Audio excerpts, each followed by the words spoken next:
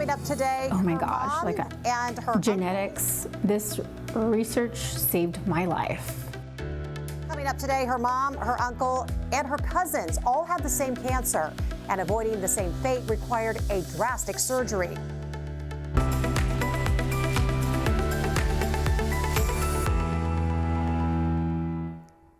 Good morning, I'm Jessica Lovell, and welcome to the Morning Medical Update. Priscilla lives without a stomach. She had it removed, not to treat cancer, but to prevent it. Before we learn why, let's get though to our morning rounds today. Heat alerts are in effect for 45 million Americans across a dozen states. Dr. Adrienne Malik is here to help explain those health concerns related to extended heat exposure. She is an emergency medicine physician here at the University of Kansas Health System. Dr. Malik, good morning. How are you? Good morning, Jessica. I'm great. Good. Hopefully staying cool. I know we're all fighting to do the same. When we talk about heat and our health, there's what we talk about as heat exhaustion, but even more serious, we hear of heat stroke. So explain the difference.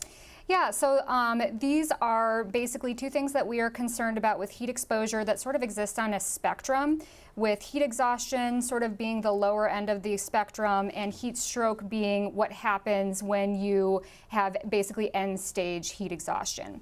So in heat exhaustion, we see people who have been exposed to heat, whether it's through activity outside when it's quite warm, whether it's being left in a hot car or in a house or some area where they don't have access to things to help them stay cool, and they start to develop symptoms that are indicative that their body is having a hard time dealing with the temperature. These symptoms are things like nausea, headaches, dizziness, fatigue, muscle cramps. But these patients and these individuals that you come in contact with will still have normal mental status or still be acting like their normal selves.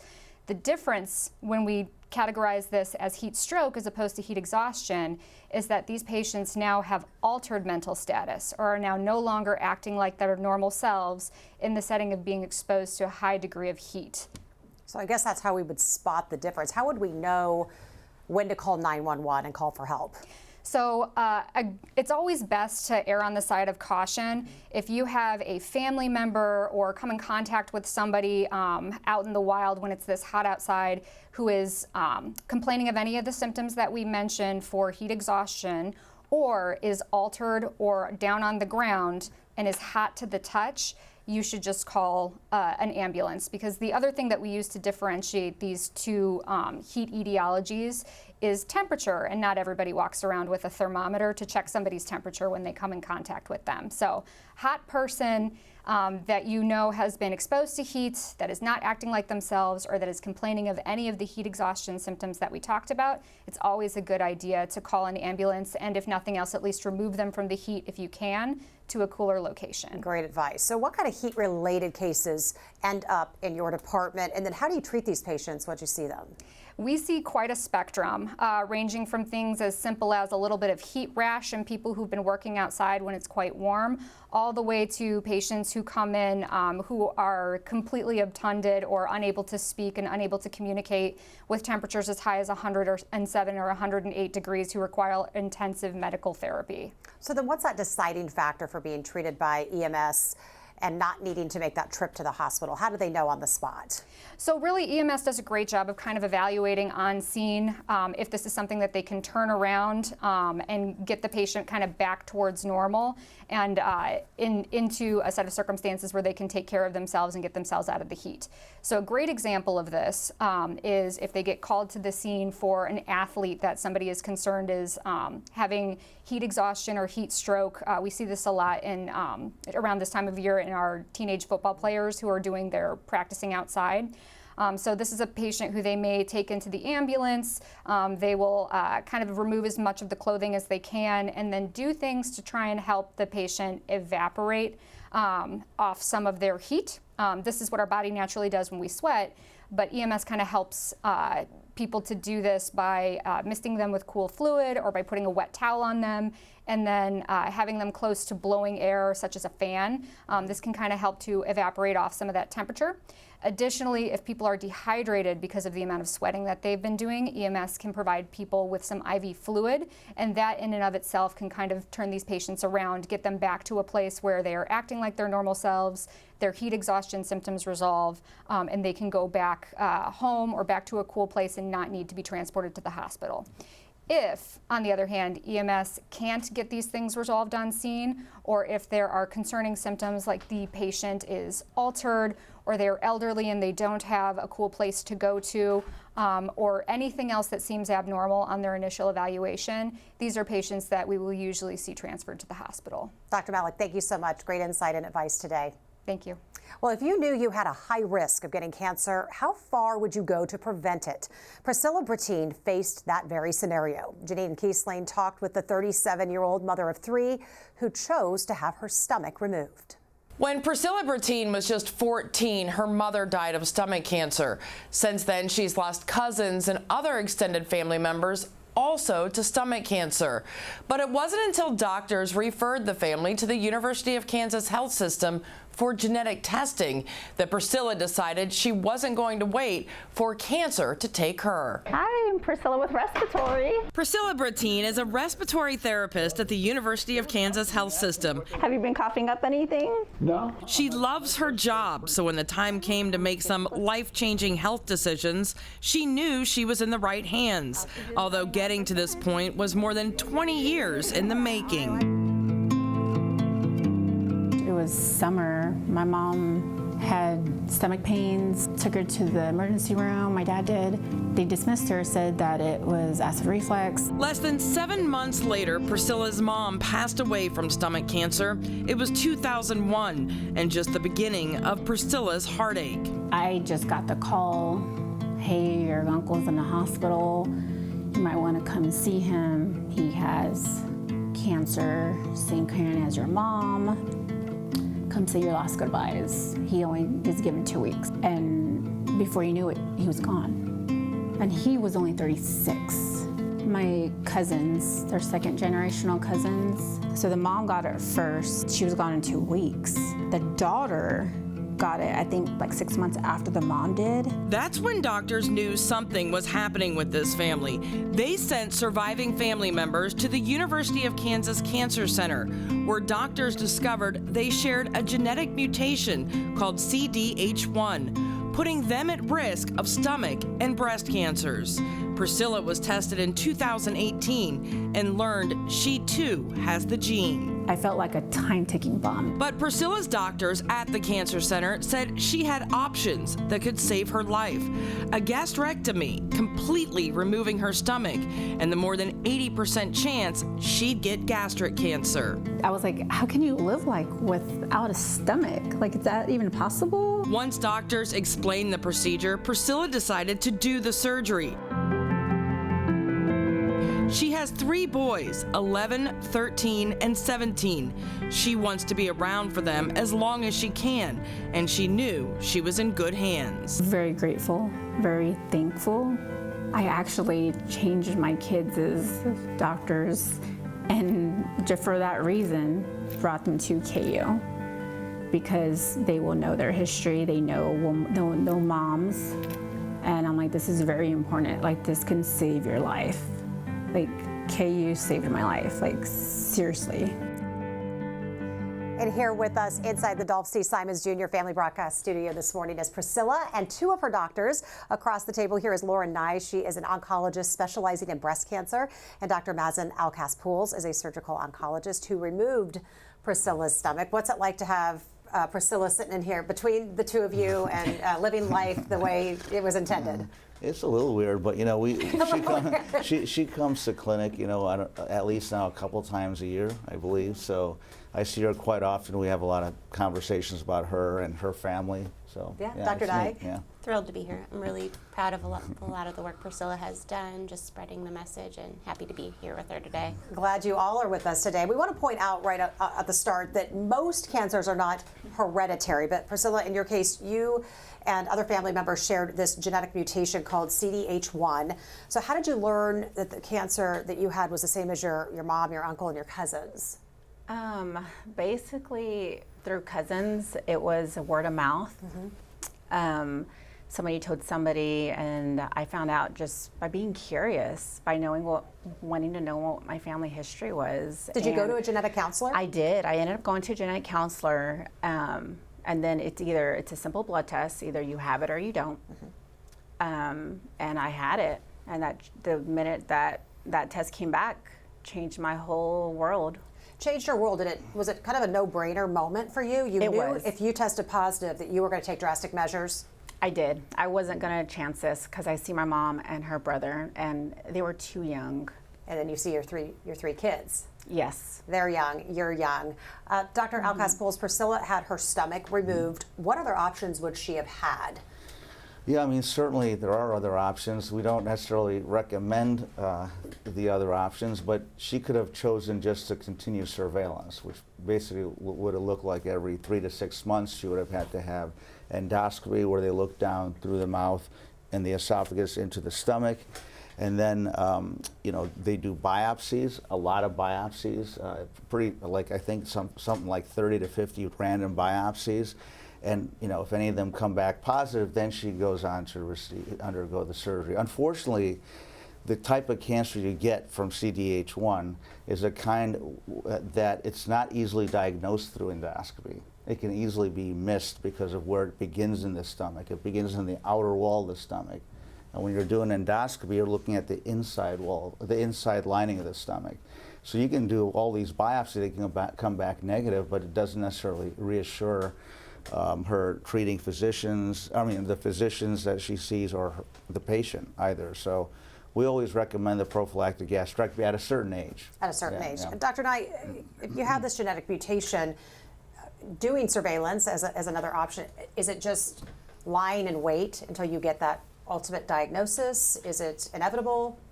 What would a patient be looking at? An incredibly high risk of gastric cancer in individuals with the CDH1 mutation. It can be as high as an 80% lifetime risk of gastric cancer, and also a high risk of breast cancer. And similarly, a breast cancer that tends to hide within the breast and is not as easily detectable on standard mammography. So now that the stomach is gone, what kind of surveillance is there?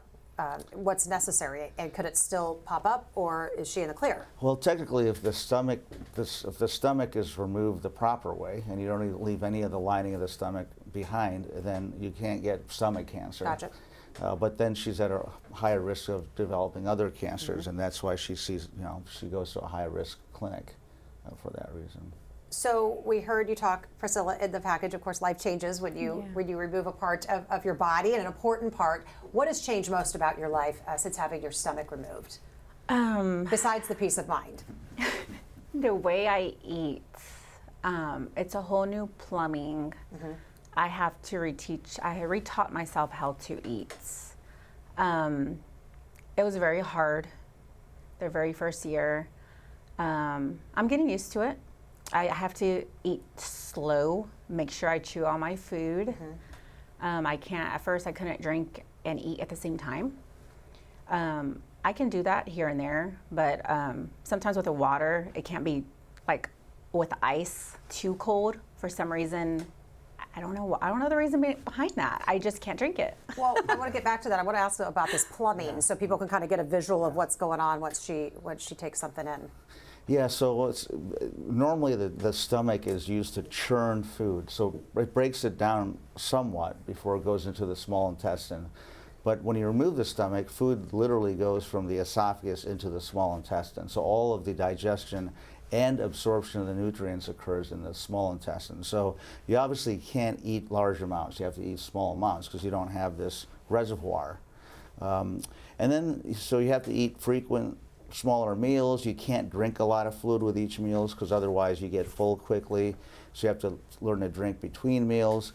And then, of course, you can't eat certain things in high volume, like sugars. Like simple sugars are bad because you can get something called dumping syndrome. And it's an awful feeling. I'm sure everyone cheats, so I'm sure she's experienced it a couple times. But I heard it's just a terrible feeling. Go ahead. You can describe it. So you learn as you go, I would imagine, Yes. and check different things out and see how your body takes it. Yes. What's been a bad experience? A sugar? Sugar. Okay, tell us about it. I want details.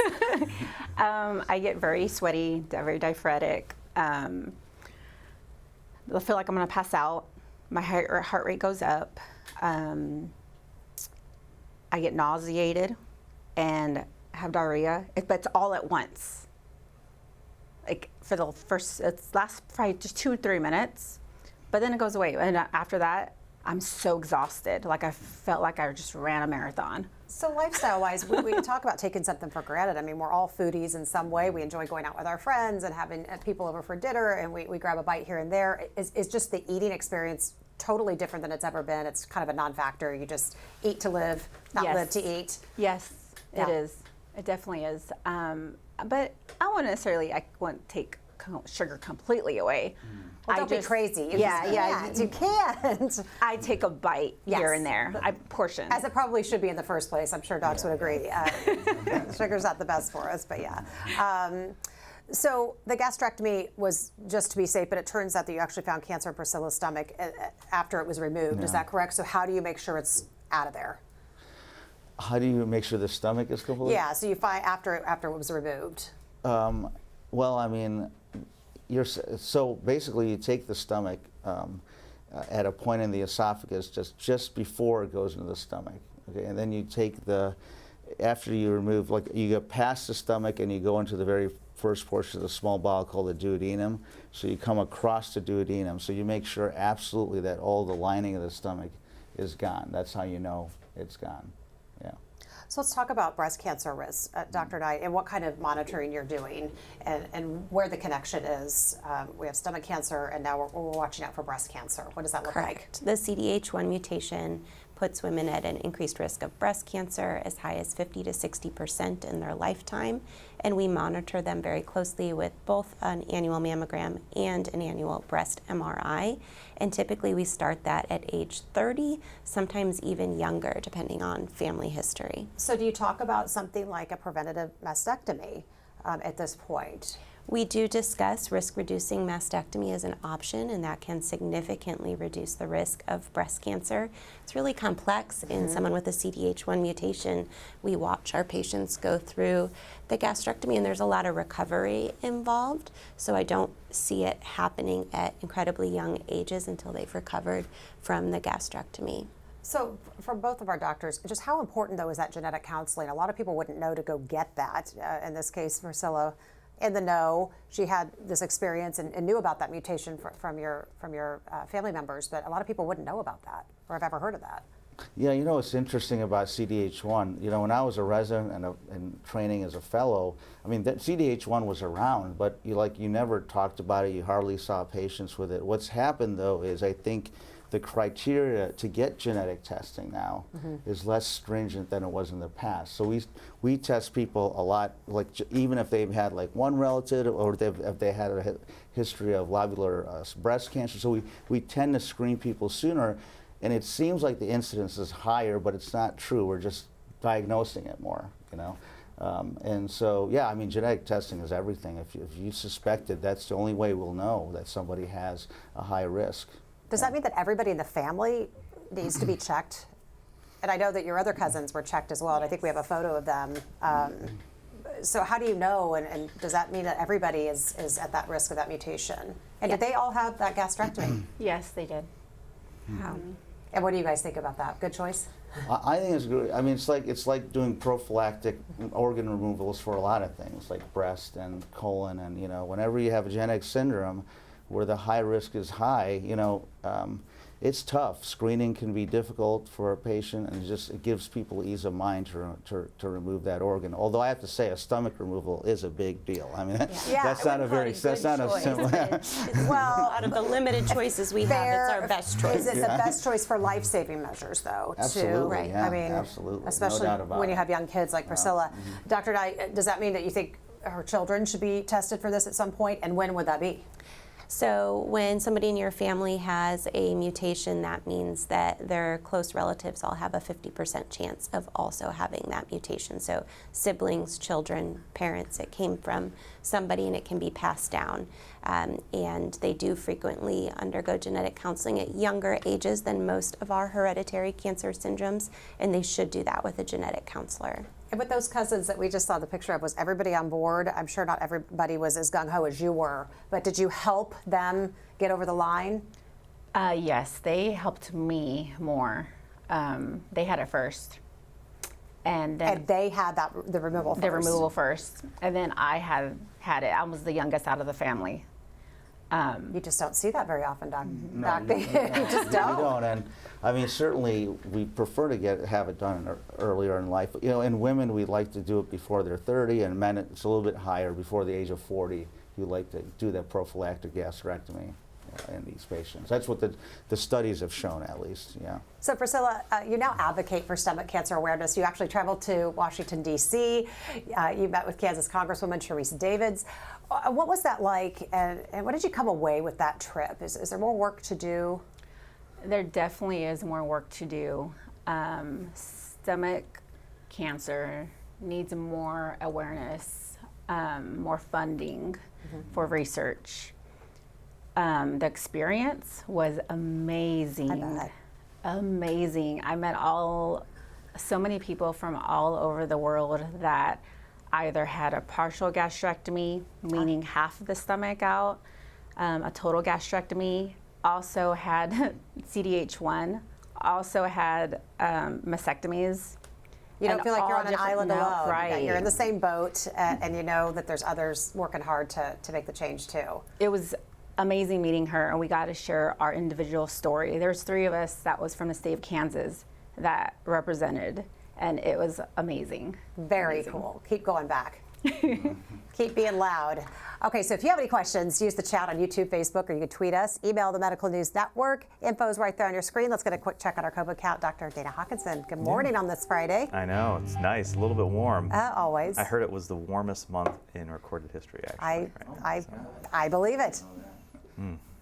So yeah, but right now we'll go to the cases here at University of Kansas Health System with COVID cases. So far 10 total, 6 active, 1 in the ICU. Our numbers have been really been staying under 10, which is good. Certainly, if we can get that down to under 5, and even I think we got to 2 active cases, but certainly low numbers. I know that I'm seeing a young person right now who is actually here because of it. So it is unfortunate. It still is out there. It still is circulating, although less so. And hopefully it will continue to be less so for as long as possible. All right, Hawk, 'tis the season for tick bites. Yeah. So here we go. CDC just released 2 new reports on what's called alpha-gal syndrome, where a tick bite can then trigger a red meat allergy. So unusual. I'd never heard of this. We did a story on this a couple years ago. The CDC says as many as 450,000 Americans may have been affected by alpha-gal syndrome, but many of those cases are probably underdiagnosed because 42% of doctors and nurses in a survey said, like myself, had never heard of alpha-gal syndrome. So if someone develops a red meat allergy, it'll be hard to ignore those symptoms, but it sounds like it might be harder to connect the allergy back to the tick bite. How do you help us connect the dots? Yeah, I mean, those ticks, they spread bacteria, viruses, parasites, and now food allergies. It seems kind of unconscionable. But what, I think we need to be careful and really just kind of lay the facts out. It certainly, there is an entity of the alpha-gal allergy, which is an allergy to red meat, that can be associated with tick bites, and this typically occurs after a series of tick bites. So just because you have a tick and maybe you see a tick on you and you pull it off, that does not mean you will get a food allergy. I think we need to be clear about that. But what we see is it sometimes can occur after a series of tick bites, maybe because your body is now reacting to something that can be seen in the tick, now also that can be seen on some red meat. So it's an alpha-gal allergy. There is testing for it. The estimation, is that a little high? Maybe. But I think what we need to do is really continue to get the word out. And I've talked with our head allergist, Dr. Aguirre, about this, and she's been on the show several times as well. So she sees this also. But we just need to make sure that other practitioners are aware, and I think that's what the MMWR reports are really stating, is that a lot of the people, a lot of the physicians or treating medical teams maybe are not aware of this. And so if you do have unusual symptoms after eating meat, which can be either somewhat immediate or even occur 3 to 6 hours later. And these things can be like skin itching, it can be like gastrointestinal upset or gastrointestinal symptoms, or even sometimes asthma exacerbations. And in the most extreme cases, things like anaphylaxis, in which you can't breathe and your throat closes, a severe allergic reaction.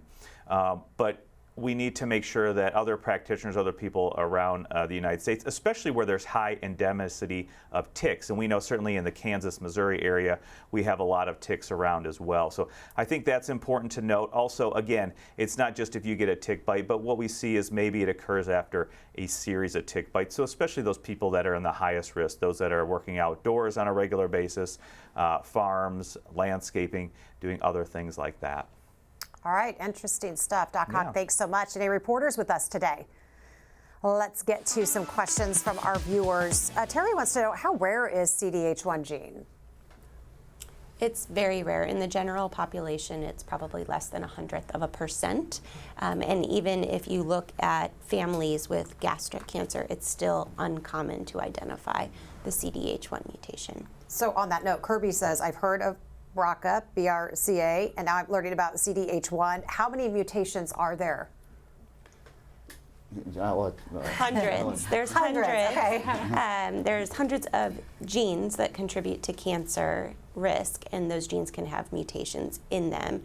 In breast cancer, there's only about 10 or so handful of genes that we know of, and in gastric cancer there's even fewer that we've identified, but we continue to learn and grow our knowledge on genetics and cancer risk. And I think it can get very tricky because, you know, what's interesting about CDH1 is you could have no family members with stomach cancer and have a history of breast cancer, and they can have CDH1. And although it's kind of controversial, although they're probably not as high risk as someone with a family with gastric cancer, they're still at a high risk of getting stomach cancer. So it gets tricky, you know, because the important thing to know is, here's what I hear from patients a lot when they get, if they're diagnosed with cancer, like, I don't get it, I don't have a family history of cancer. That's the first thing you hear. And what you have to tell the patient is, well, that's common. That's the most common scenario, is you don't have a family history of cancer. You know, it just happens. And but you know, we as physicians, we have to really be good about kind of detecting when there is that family history and sending the patient to a geneticist as soon as possible. Okay, so then in walks the concern about who needs to be getting genetic testing. So I come, let's say, to my breast cancer specialist, I have no family history, but should I still be getting genetic testing? That is also controversial. I love a good controversial conversation. Yes, there's thoughts about, should everyone just have genetic testing? But we really don't have enough information about the potency of some of these genes when there isn't a family history. But if you do have a family history of cancer, the first step can always be meeting with a genetic counselor who can look at your family history and identify if you meet current criteria for genetic testing.